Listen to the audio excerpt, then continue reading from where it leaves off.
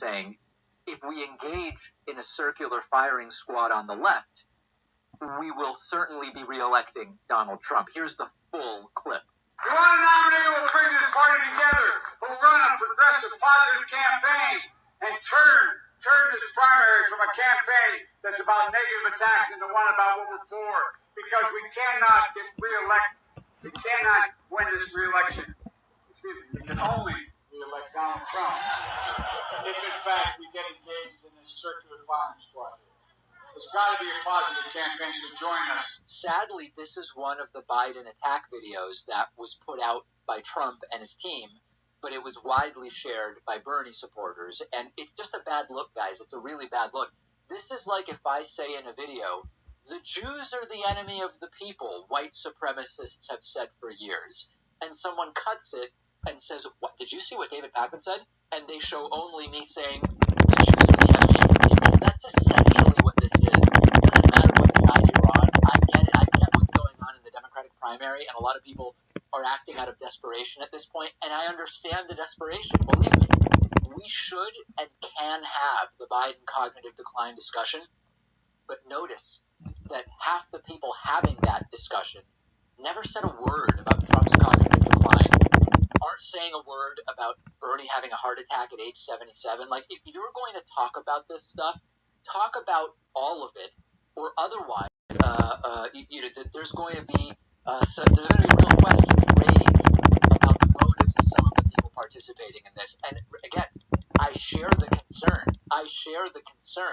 I'm a progressive. Biden is well to my right. I understand it, but come on, guys, let's get it together. Smart news. I like keeping up with national news. But our community matters more. With Smart News, we can get all our local news. Crime, traffic, or sports, you get the local news that matters. Download Smart News for free today.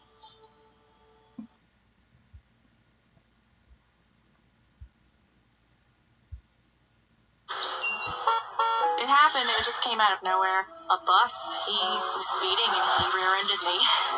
Unlucky, I was able to walk away from it. My car was demolished. I lost my job. I couldn't pay my credit cards or any of my loans.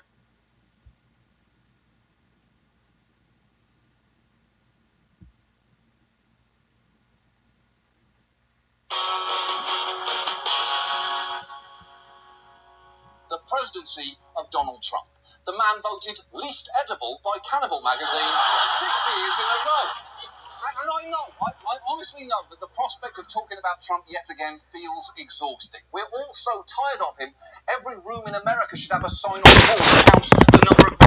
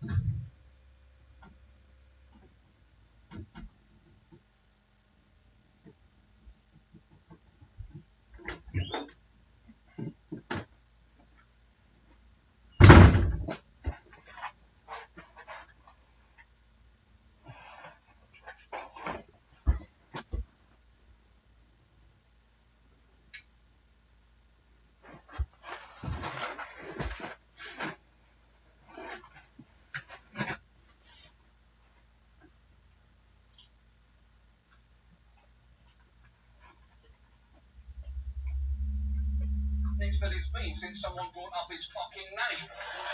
But that is the thing. Trump's presidency is like one of his handshakes. It pulls you in whether you like it or not. He's had so many terrible moments this year, you probably forgot about many of them. Remember when he creepily told the French president's wife that she was in good shape? Or when his tacky golf resort was touted on the State Department website? or when he shoved the Prime Minister of Montenegro out of the way at a NATO event. Look how proud of himself he is. Look how proud he is. You should at least have to know that Montenegro is a country before making a move that says, suck it, Montenegro. And there were also quieter but no less alarming moments, like when he explained how hard he's been fighting to bring clean coal back, without appearing to understand what that actually is. It's just been announced that a second brand new coal mine where they're going to take out clean coal, meaning they're taking out coal, they're going to clean it, is opening in the state of Pennsylvania. Is it possible that Trump is well versed in and is referring to flue gas desulfurization, fluidized bed combustion, and selective catalytic reduction? Sure, it's possible, but let's agree it's considerably more likely that he thinks you just take a bunch of coal and scrub a dub it with a big old sponge. Oh, yeah, that's right. I'm saying the president fundamentally doesn't understand what he's talking about, and you know what that means. We got it!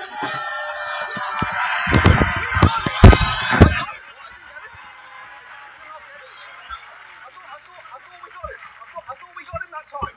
Oh, that's fair. Okay, what? You think I don't hate myself too? All right. The point is, tonight, let's pull back from the daily Trump-induced chaos and take a look at the norms that his presidency has violated, and not the obvious ones, like the fact that he never releases tax returns, or that his own daughter and son-in-law work in the White House, although, admittedly, I am using the word work there so generously that I should be able to deduct it as a charitable donation on my taxes. Or that instead of putting his assets into a blind trust to help reduce conflicts of interest, he simply showed America that he has many large stacks of paper, presumably containing the sentence, "I can't believe I'm getting away with this," printed 750,000 times. No. Instead, we're going to talk about Trump's assault on something even more basic, the norms governing how our leaders engage with us and how, in turn, that affects the way that we engage with one another. It's why even the notion of getting him can feel so hopelessly futile. And let's first stipulate that it really doesn't help that so often what Trump says is complete nonsense. We often read transcripts of Trump's speeches, and it's something that everyone should actually do once in a while, because when you strip away his blindly confident, entertaining delivery and just read his words, it is staggering how incoherent he is. Here is a word-for-word reading of a speech where he talked about the Iran nuclear deal.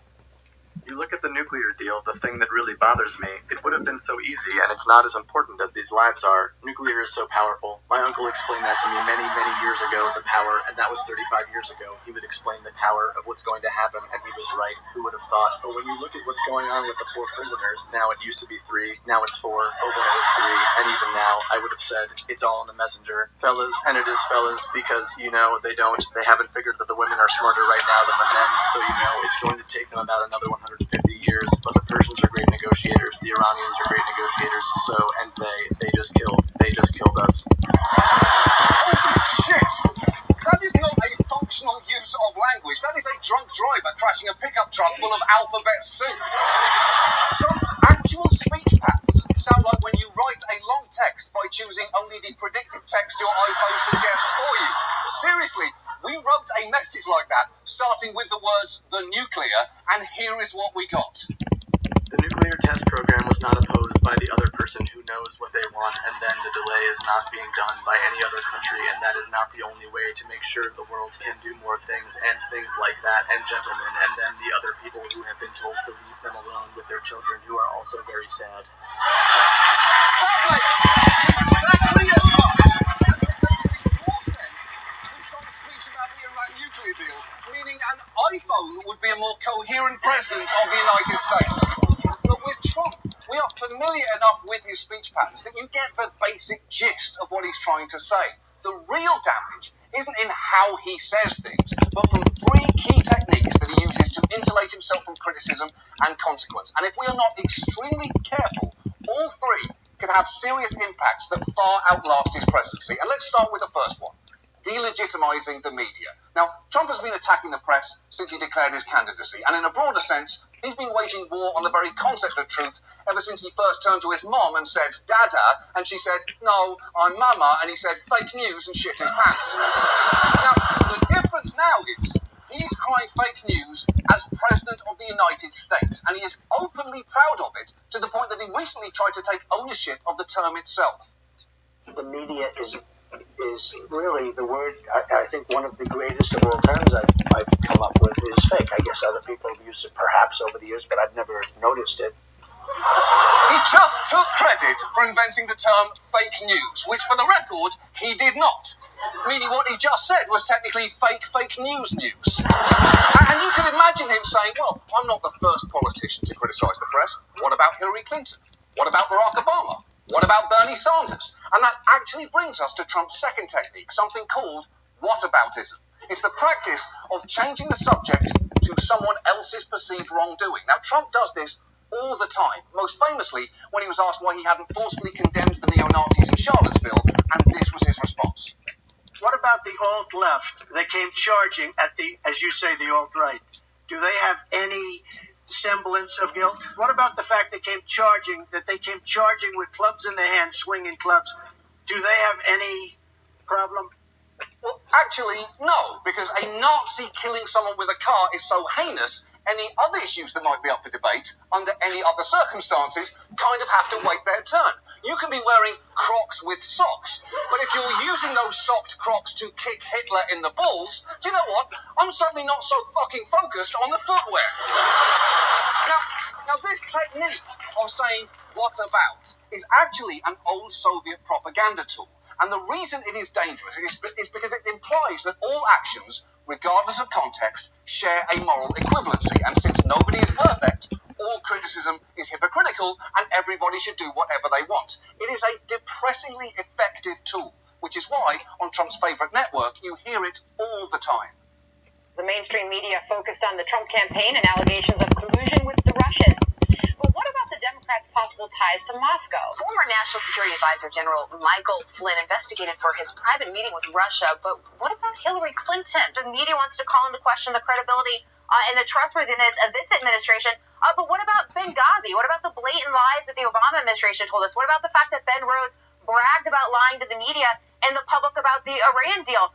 What about the fact that Jonathan Gruber basically said the American people was stupid? Okay, stop. Because here is the thing. None of the errors those people may have made in the past excuse the Trump administration's actions. A defense attorney could not stand up in court and say, maybe my client did murder those people, but I ask you this. What about Jeffrey Dahmer? What about Al Capone? What about the guy from The Silence of the Lambs? Arrest my case here, people. Arrest my case.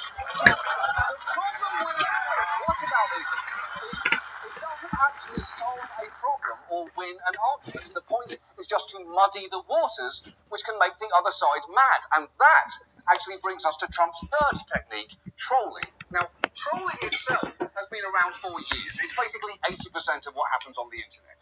It's when a YouTube commenter says something willfully provocative, like saying, I've aged like an apple core in a dumpster, or that I look like a fucking pickle with glasses. Now, it doesn't matter whether they mean any of that. The point is just to get a reaction and to hurt my feelings, which, by the way, it absolutely does. But Trump might well be the first ever troll to be elected president. And that's right, I said elected. Remember 10th President Sprinkles Fuzz Wizard? He assumed office after William Henry Harrison died. And if you're thinking, hold on, Sprinkles Fuzz Wizard was not America's 10th president. Really? Who was America's 10th president? Exactly.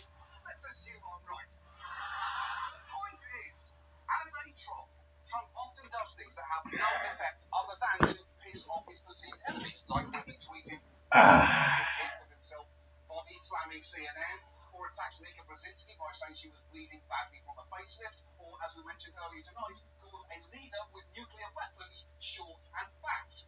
And Trump even once retweeted a claim that he was the most superior troll on the whole of Twitter, calling it a great compliment, which it is not.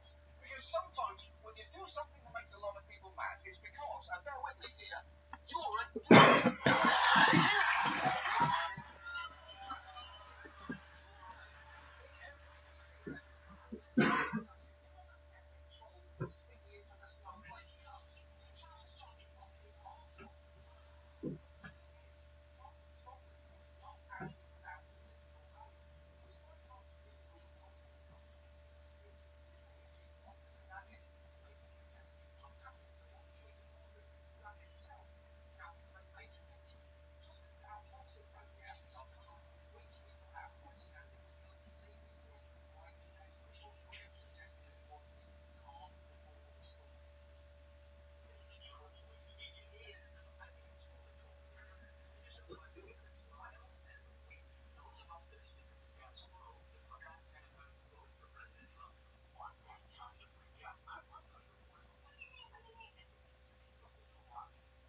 it. Why? I'm genuinely serious. Who benefits from mass confusion about whether or not we're about to go to war? Are there thousands of unemployed factory workers across the Midwest going, well, the plant closed down and lost the healthcare, but some now lost the Russian border is scared of dying, so things are looking up. Magna. Judging your political interests on how bad you make other people feel makes just about as much sense as judging your success as a zookeeper by how many bears you fought. That is not your job. I mean, I guess it's impressive in its own way, but it's definitely not what you're supposed to be doing. And the surest proof of Trump often comes when a Trump is confronted, because that's when they have to either put up or shut up. You might have heard about cases where people tracked down the source of something awful that was posted online, only to find some son of a 15-year-old who just shrugs and goes, well, I don't know why I wrote that. We're just kidding. It's not supposed to be so many questions. It's basically our president now. I'll show you. Remember when Trump said that Obama had surrounded him in Trump Tower, tweeting, how low has President Obama gone to attack my phones? Watch what happened when he was asked to justify that. Well, you saw what happened with surveillance, and I think that was inappropriate. What does that mean, sir? You can figure that out yourself. The reason I asked is you said you called him sick and bad. Look, you can figure it out yourself. He was very nice to me with the words, but and when I was with him, but after that, there has been no relationship. But you stand by that claim about not simply anything. I just, you can take it the way you want. Okay, so let's walk through what just happened there. On the internet, he claimed that his predecessor committed an extremely serious crime, when in person, he is suddenly backing down, first saying Obama was very nice to me with words, and that I don't stand by anything. Which is one of the most strikingly nihilistic sentences a president can say. Honestly, rather hear that from a clown holding a knife than a president. It's basically a clown says, I don't stand by anything. You think, yeah, that kind of makes sense. Please make it quick. And look, it gets worse because that interview kept out and Trump was explicitly given the opportunity to sit around straight away with fake news. He had to have it filmed. I just wanted to find out that you're president of the United States. You said he was sick and mad because he attacked you. Anyway, you can take it any way you want. But I'm asking you because you don't want to fake news over here. So you have to ask me why not. Because I have my own opinions. You may have your own opinions. I want to know your opinion to the president of the United States. It's enough. Thank you. Thank you very much.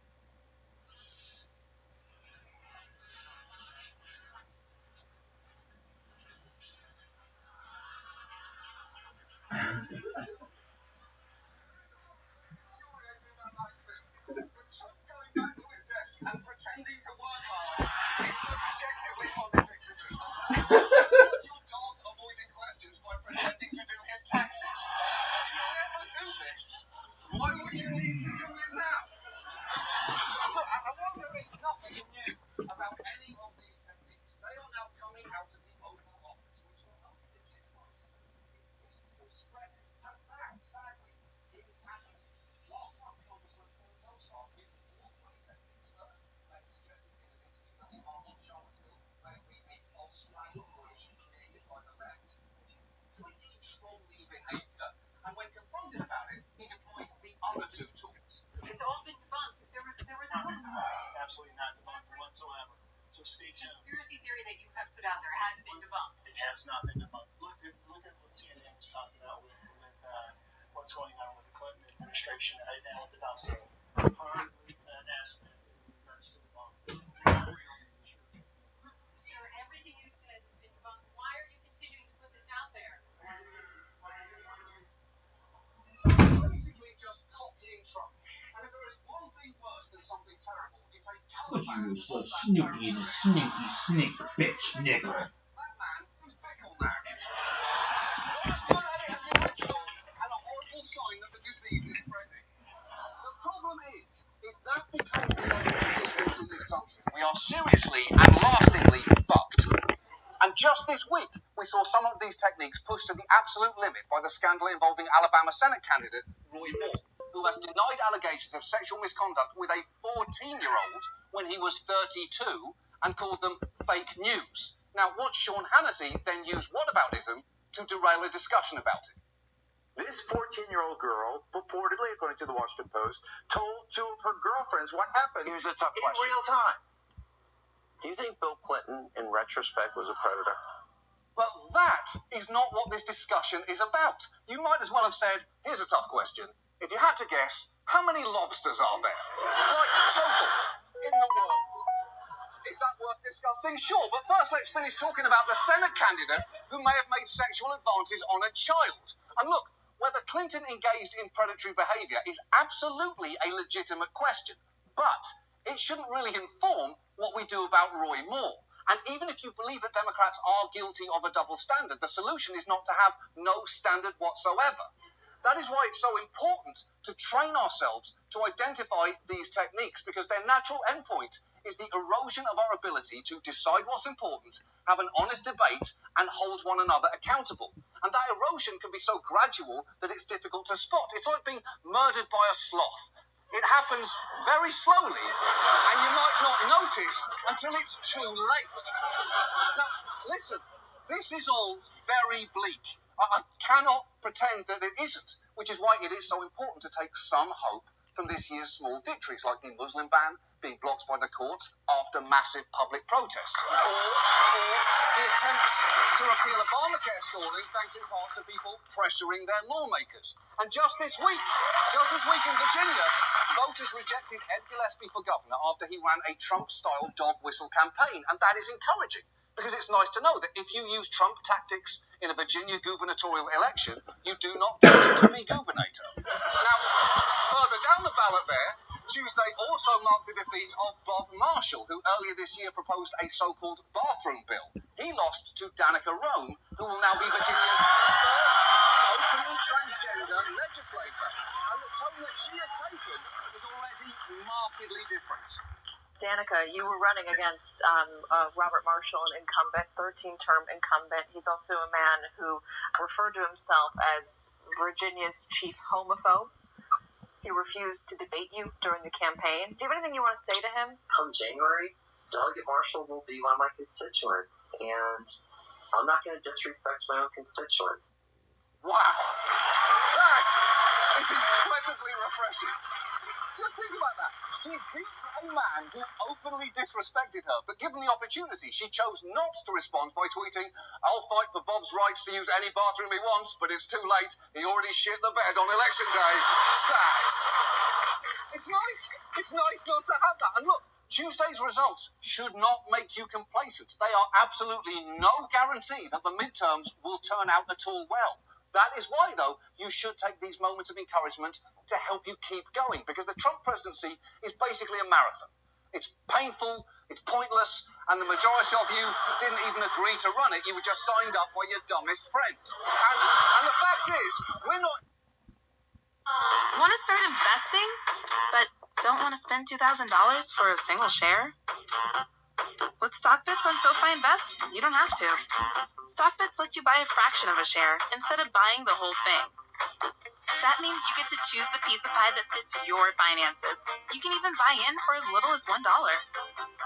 So start investing in more of the companies you believe in with StockBits on SoFi Invest. Download the SoFi app to get started.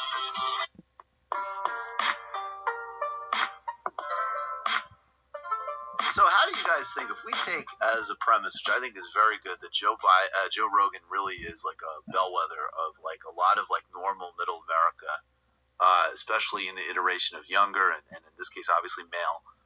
And I think in some ways that's, you know, as I always say, in some ways that's actually really great and really cause for optimism. In other ways it sucks when he, you know, facilitates various people.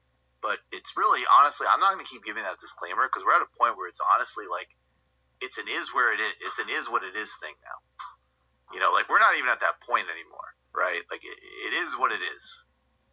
And there's actually a lot to work with. And I just want to say, like, this is Joe Rogan responding to, because the Democratic establishment can cry bully and gaslight you all day about the fact that Joe Biden is unable to do this physically and mentally, but then it's going to go into a general election. And I know the Democratic elites don't care about it because all they care about is beating Sanders. 4 more years of Trump is great for them. Bonanza fundraising. But you care about beating Trump because you know how horrifying this all is. Check out how this resonates with a Bernie Sanders supporter, person who's not going to be obscured by a whole bunch of bullshit and propaganda. Smart guy who can see what is right in front of his face and represents a lot of voters. I just can't remember the word creator. Refers to God as the thing. Hey, actually, I like that more. That's funny. You know what I think? I have a different take on it. Let's play it because I have a different take on it because when I listened to it, I said, "Oh, I know what he's doing." Which one do you think it is? His first? The second one. He doesn't want to. Here, We hold these truths to be self-evident. All men and women created by you know the thing. Stop. Pause. You can't be president. Stop. Pause. Joe Rogan's powerful. Joe Rogan's powerful. Stop. Pause. He shut down all of Twitter. Pause. Listen, we can't play any games here, folks. This is a really old man who can't talk. Like, this is not a joke. Like, that right now, you know the thing? Play that again. This should get you into a mental hospital. Right? They should be like, hey. Let's just be really clear. Because people will do, because I'm noticing, again, as you'd expect, that people like Joe Lockhart are weaponizing, woke shit. This is not about ageism or ableism or any bullshit. And by the way, this is also what drives normal people insane. This is not saying, in fact, part of the reason that we actually eased up on this was out of human compassion. It was actually saying it is really sad and unpleasant to watch somebody, even somebody that I think has a terrible political career, diminish. And I'll make some jokes about it because I'll make jokes about anything, but actually this is very sad. It's very uncomfortable, but it is what it is. And if you go out and you try to lie to normal people and use a whole bunch of bullshit fucking rhetoric about what's right in front of their face, it's going to be doubly insulting. Because everybody's just going to say, if they have to watch this guy for a little bit, oh, clearly, like, I hope he's safe. I hope he has a nice time. He should spend time with his family. He should whatever. He's not equipped to run or be president. That's obvious. And if you're denying that, you're full of shit. Yeah. Everybody's going to see it. This isn't FDR in a wheelchair that you can hide in the 1930s. Like, what's going on here is obvious mental decline. This guy can't function. Here's some more. This should get you into a mental hospital, right? They should be like, hey, Joe, are you all right? Right. We hold these truths to be self-evident. All men and women created by you know the He had 3 strokes while he was saying that. The first one, what was that word? Self-evident? Is that what he said? These truths to be self-evident. But it didn't even sound right. He'll hear it again. All right, pause and do it. We're going to clip this. Send this to everybody you know in your family. And don't send them all the stuff that's worthy. Okay? There's a million reasons not like Joe Biden. We know all of them. But right now, they're most concerned about electability. And this ain't going to get elected. So send it to them. Send it to them. Self-evident? Is that what he said? Hold these truths to be self-evident. But it didn't even sound right. He'll hear it again. Listen to it. We hold these truths to be self-evident. Self-evident. He's drunk. That dude's either drunk or he can't talk. We hold these truths to be self-evident. And he's not drunk. He doesn't drink. All right. We got another one we should talk about today. The Trump War Room is on this one. I mean, actually a good source for Joe Biden's senile content. Yeah, because by the way, you're not going to, that's another thing that's amazing. It's like, just like. Do they know that it's problematic to be doing this? Yeah, they know. You should probably tell them that it's actually really, really problematic that you're doing this. It's totally inappropriate. Turn this primary from a campaign that's about negative attacks into one about what we're for, because we cannot get reelected. We cannot win this re-election. We can only re-elect Donald Trump. See, this is and again, as a normal human being with empathy, these are the great polls here. If you're some absolute asshole, you think this is, whatever, you're Trump, it's funny. If you're off in like disingenuous woke fantasy land, don't notice what's happening right in front of your face. And if you're everybody else, you're caught in between. This is actually fucking devastating and sad to see. And this person cannot do this. Can't do it. I feel bad when I see that. Like, even in the debates, every time he goes, I really honestly feel bad for him, because I'm just like, man, why you trying, but it's just not coming. It's just not there. And it's like, hey man, it's gonna be a liability, man. They try to hide him, but they can't hide him forever. Like, it's about to be hide in a national campaign. And by the way, to the extent he can hide, How did that work? Yeah, Hillary Clinton would disappear for weeks at a time. Now, in her case, not because she was hiding anything. She's just, raising money and partying. And she's unpopular anyway. Yeah, and everybody hates her, so maybe it would be better to not be out there. But, it's impossible. It's impossible. They have amassed everything they have to kill you having health care, to hand the primary to this. There's a desire for, or a need or a lust for continuity of power in the Democratic Party that I think is covering up some very dark things. Indeed. You just watched a Michael Brooks show video. Subscribe to get them all. Why wouldn't you? Don't be foolish. Click subscribe below and become a patron as well. Patreon.com/TMBS. Thanks, everybody. Anyone who accuses us for instituting purity tests, it's called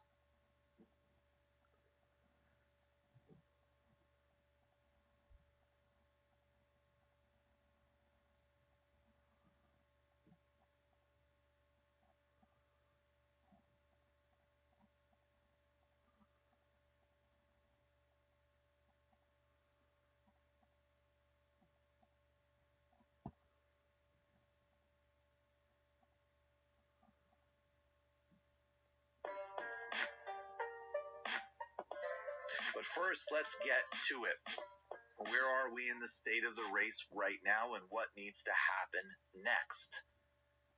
We got here for a couple of reasons. Every candidate on that stage was attacking Bernie Sanders, the movement, the establishment, including cable television, which function as super PACs against the Sanders campaign and the working class of this country, aggressively coalesced. President Obama, completing his arc of betrayal of young people in this country, aggressively works to consolidate the right-wing corporate sector of the Democratic Party to block Bernie Sanders, and by extension, let's be really explicit, you having health care, you having student loan relief, you having housing, you having basic decency. Elizabeth Warren, we'll talk about more later, but regardless of whatever story you want to tell about her, has functionally and in terms of reality. Welcome.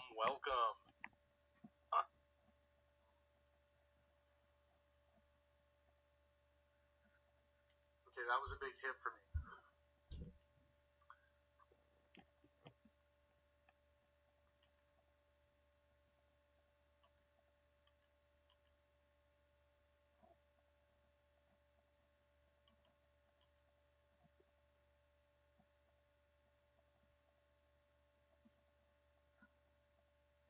Probably gonna mess up my brain.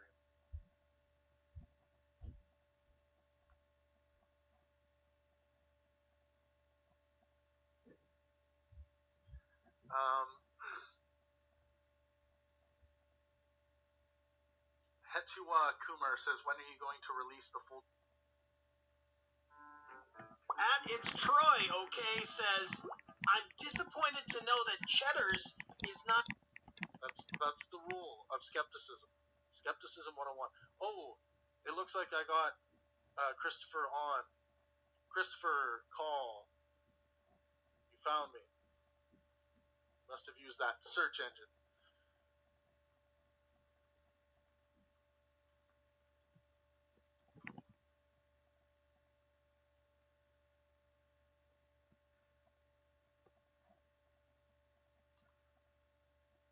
Guys,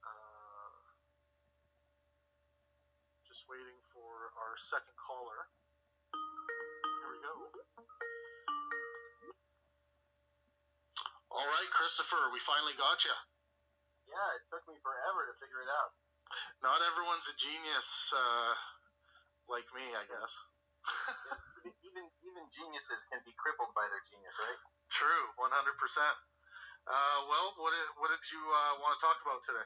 And thank you so much for the super chats, by the way. Oh, my pleasure. I view it as ruthless self-promotion. Awesome. There you go. Yeah. And you seem like a nice guy, so.